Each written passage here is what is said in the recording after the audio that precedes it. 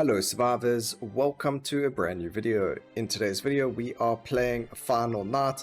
It did get released into early access a couple of days ago. We did do a video on the prologue and I quite enjoyed the game, so I thought we'd get back into it and play the early access. A couple of things have changed. Firstly, there are a bunch of different quests where they weren't before, which is really cool, or at least I don't remember them being there.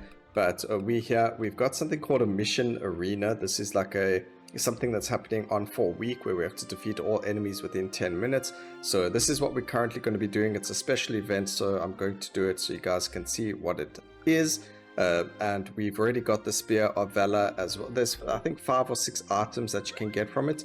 The first item is the Spear of Valor, then you unlock the Helm of Valor, and there's going to be a whole bunch of different Valor items that we're going to go and unlock, so we're going to go and use that. So I'm going to just start off by doing the quest, and we will obviously get into, you know, how everything else works either at the end of it or, you know, while we're busy playing. So stick around so you can see what skills we actually used. I'll go over all of my equipment that I've currently got on all of my guys, as well as all of our skills and everything like that. So at the very top you can see, okay, so the completion reward is going to give us all 3 of these items. As you can see, we get the leg of Valor and so on and so forth. But it is a beat 'em up game. It's actually really enjoyable. Well, I mean, I've been enjoying it lately, the past couple of days, and yeah, I enjoy beat 'em ups, so it's my type of thing. If you don't enjoy beat 'em ups, you probably won't like the game.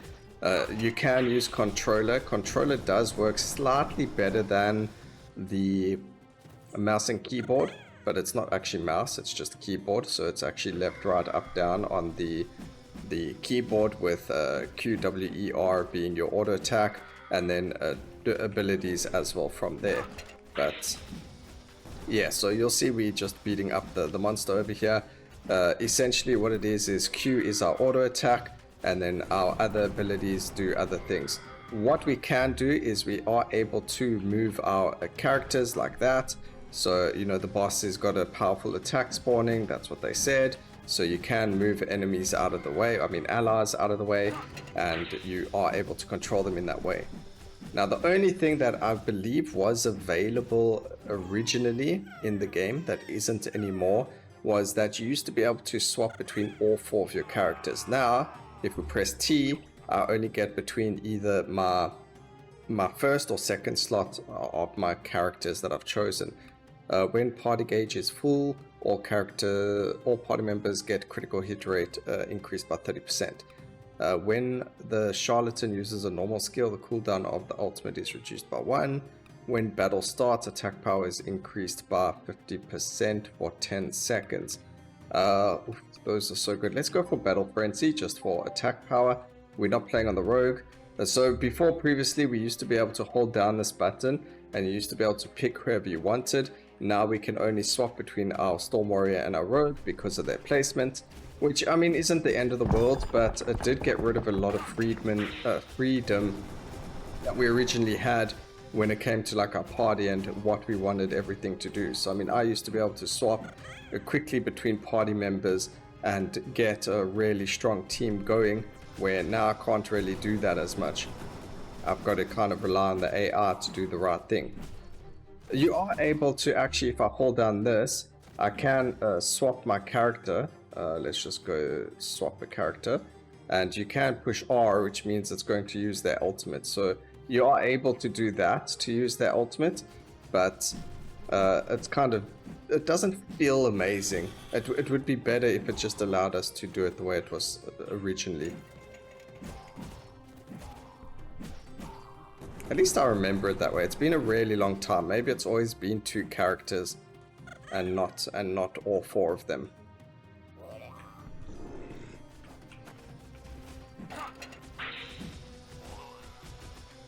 Okay, let us get up.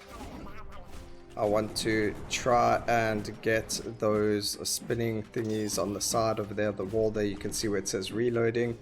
We can hit them to deal damage to the enemy.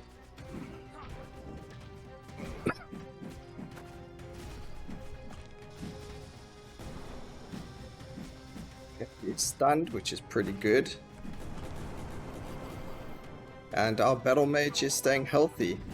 So before I used to use a wizard and the wizard didn't stay as healthy as this, which is quite surprising, but I'm happy to see that we can actually deal decent damage with the characters we've got. Alright, he's down, that's great. We do actually, if we hold down, oops, wrong button. If we hold down left shift, there are 5 potions that you can see over there. All members, health increased by 2 for each dwarf. Provides 1 high level equipment, or when your party gauge is full. I like high level equipment, however, one thing about the game is equipment that you get while you're busy playing the game. So something like this one over here. As you can see, if we go over the equipment, it says it's soulbound.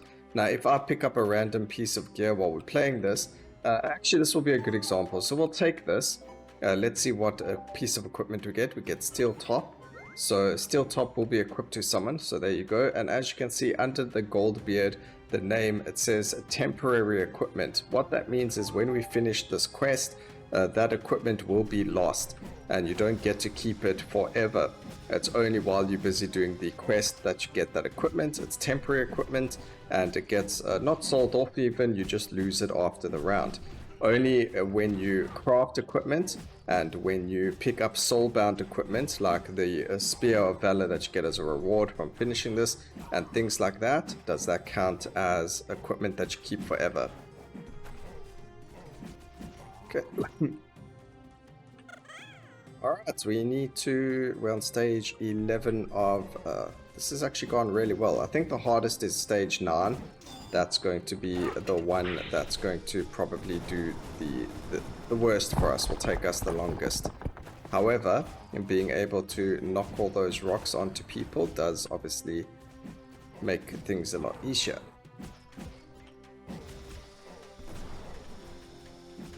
Okay, we can pick up a life pot over there. I don't know how people have finished this in a minute, but alas.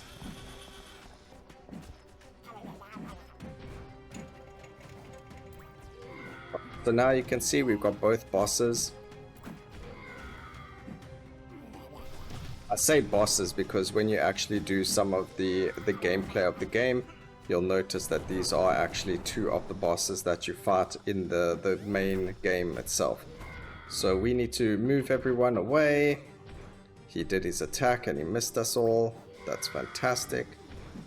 Might as well get the frog first.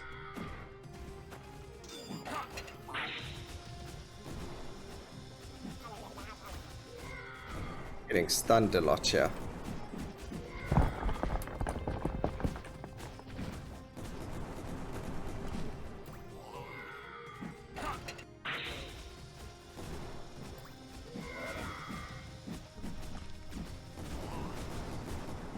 At the bottom right there, you can see that we got things like leg slash, back slash, encouragement. That's all attributes that your gear gives you. So we can quickly take a look at that. So at the bottom over here, you can see we got the leg slash. So attacking an enemy's leg or fallen or airborne enemy deals additional damage. Things like that is also why a lot of our skills are going to say airborne or launch an enemy into the air, into the air. We're launching him into the air. And we got things like that. So if a shield is active, critical hit damage is increased. And we've got something over here like this, which gives us a shield at the end of it. So they all kind of work together, which is pretty cool. But yeah, that will, I mean, if you guys enjoyed the game, that's stuff that we'd get into. But it's also stuff that you kind of got to just, you know, while playing the game, you figure it all out. There's no like tutorial about it. They do have a guide and they do show what every single thing does in the actual menu of the game. So you are able to see what all this lovely stuff is, but it doesn't mean it's still not, you know, any less confusing. Okay, oh, we didn't get him out in time. That's unfortunate. Now, if a party member loses consciousness, we are able to pick them back up. It's not over yet. We just need to stand. You'll notice that after some time, they'll end up saying, "Help me," or in this case, he actually revived himself. I think that's because it's the second player party member. Whereas if it was the battle mage or the hammerer, they will end up saying, "Help me," and that means that we can go over them, hold down W, level up a character, a random skills level increases, while dodging, attack damage is doubled, critical hit rate and critical hit damage. I'm gonna go with the sharp precision. Yeah, so the hammer and the battle mage will level up on their own. It's not something you have to worry about. I mean revive. Not on their own actually, you've got to go up to them and hold down W. That's like the pickup button for this game. And let's just give ourselves some shields. Oops. We're in a bad spot. Everyone else must go and fight those things, not me. I need to get out of there. Alright, my W is a little bit of a heal. So I think when we do land up attacking enemies, we will get healed. Let's see. Yeah, it does heal me. Give myself some shielding. The rogue is down again, but luckily for us, it won't be for very long. Alright, this is a good example. We'll see if the battle mage comes up on their own as well, or if I have to go up to them and heal them manually. Because then it does make sense, because the rogue is the character's second player. Yeah. So there you go, we hold the W and we can revive the character, and it doesn't cost anything to revive them. You literally just got to spend your time moving away from the boss or the enemies and going to them and just, you know, doing it. Alright, we're on the final round. I'll deal with the big guy, my team will do everything else. Give myself more shielding. Healing. Unfortunately, the healing is only for the main character. The one thing is though, as long as we can, you know, heal ourselves and keep reviving, we don't have to worry about whether or not something happens to us. So as long as I stay alive, it doesn't matter if my allies lose their consciousness. We only lose if all four of us faint.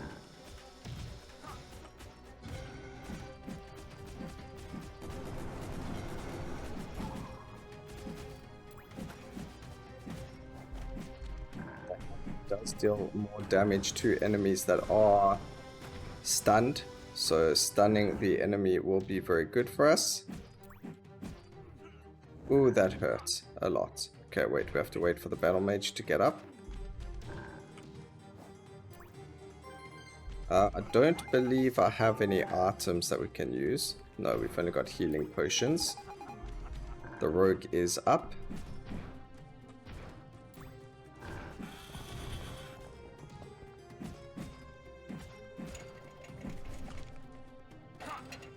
We did use the environmental attack over there, as you heard. And there we go, we're all back up and healthy. Knocked down enemy. And I think that's it. 9 minutes for 15 seconds. So we did actually manage to do it. It was a little bit slow. We got the leg armor of valor rewarded, calculating ranking. Unfortunately, our ranking was really bad. I do believe I have done it in a faster time. But let's go see what the leg armor does. Maybe there's someone who can use it. Leg armor is very, very rare in this game. So we get encouragement. So if there is a living ally, we increase our damage. And rage explosion means the raw duration decreases by 20% per level. So when the enemies roar, I believe that means that we get stunned. And afterwards it increases our critical rate by 10%. So I'm happy to grab the leg armor of valor on this character, so we just push Q and now it's equipped there. So actually leg pieces, you'll notice, even if we go and try and craft some equipment by going to this guy, there is no leg armor. All of this is literally just boots, helmet and chest piece. The leg armor, you have to do something else to get it, unfortunately. So that's the game. Let's just quickly do some sightseeing on, you know, the abilities of the characters. So just so we can see, I've got our basic attack. We've got powerful roar, which launches enemies into the air and restores health, and also decreasing damage allies take. Apprehend, we pull enemies in, increasing our critical hit rate. And then landslide, we gain a shield and deal damage to enemies. We've then got rapid fire on our rogue, which just deals a lot of damage and reduces its cooldown by hitting enemies. Bomb throw, which restores health to allies near the bomb, which is the reason we use it. That also increases attack speed and movement speed. Yeah. And then chain barn is just a big explosion. We've then got the hammer, which is shielding on his Q ability, W, sorry. His E does damage, it counts as a crit, so he's always critting with his E ability and reduces skill cooldowns by 1 second every 5 seconds. And then we've got swing, which stuns enemies, and I believe he deals more damage based on the stunned enemies. So I think he has something that makes him deal more damage. So there we go, attacking a monster's head or a stunned enemy deals additional damage per level. Head smash is currently level 3. So he gains 15% additional damage for attacking a stunned enemy, and he stuns enemies with his ultimate ability, which is pretty good. Actually, stunned enemies take additional damage. So he is a stun character, so he can stun enemies, and by stunning them, he's going to deal more damage. I don't actually know if... Let's see if we change this. Oh, okay, no, we need to play with hammer charge, not the other skill. So this is going to stun enemies for 3 seconds, and then that's going to let him deal more damage to them. I don't know why I didn't see that before. And then also grabbing this to increase our critical hit rate. So if we played with him, you could hammer charge enemies, quickly use your punch, and then grab swing, so you're going to deal additional damage, and then you're going to deal an additional 15% damage because you've got the head smash on there as well. Then Hose of the Battle Mage has got launch monsters into the air. With this, fallen enemies take double damage, so when an enemy is knocked down, they take double damage. Fireball, which just deals damage based on how far he is from enemies. He is ranged, so that's fine. And then we've got the Energy Blast as well, which is his ultimate, which creates a shield. Shielding is very strong that I found in this game, so that's why I have it on everyone. And then we're running 3 pirates, which increases our critical strike chance by 3% per pirate. So we've got 9% increased critical hit chance.